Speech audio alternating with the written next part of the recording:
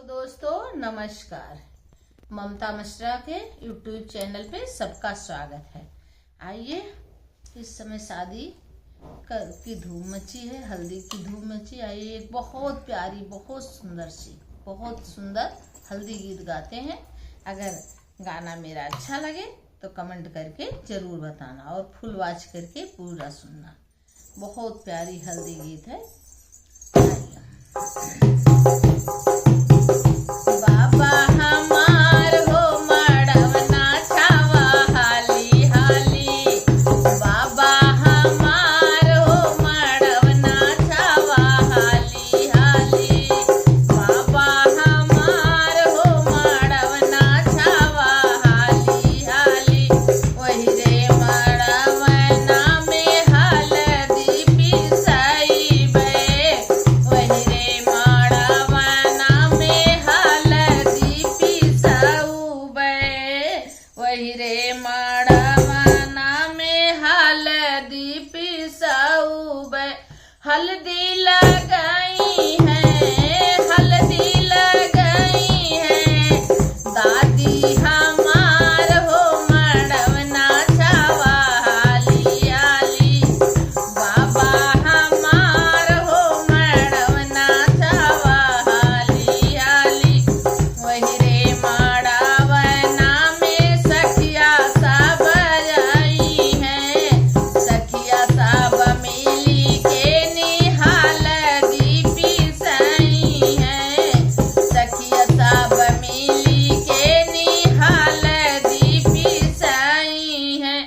अरे हल्दी लगाई है, हल्दी लगाई है, मम्मी हमार हो मड़वना छावा हाली हाली, बाबा हमार हो मड़वना छावा हाली हाली, बाबा हमार हो मड़ुआ छावा हाली हाली।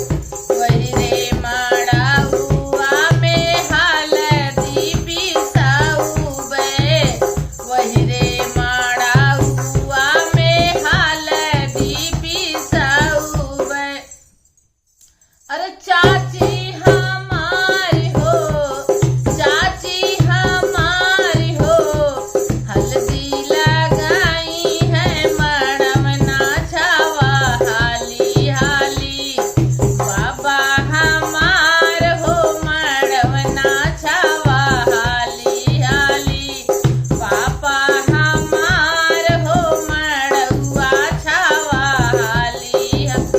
वही रे मड़ुआ में सखिया सब आई हैं, सखिया सब आई हैं, हल्दी पिसाई हैं, सखिया सब आई हैं, हल्दी पिस। अरे हल्दी लगाई है हो, हल्दी लगाई है, बहना हमार हो मड़वना छावा हाली हाली, हल्दी लगाई है, भाभी हमारी हो मड़ुआ छावा हाली हाली, चाचा हमार हो मड़ुआ छावा हाली हाली, भैया हमार हो मड़ुआ छावा हाली हाली, भैया हमार हो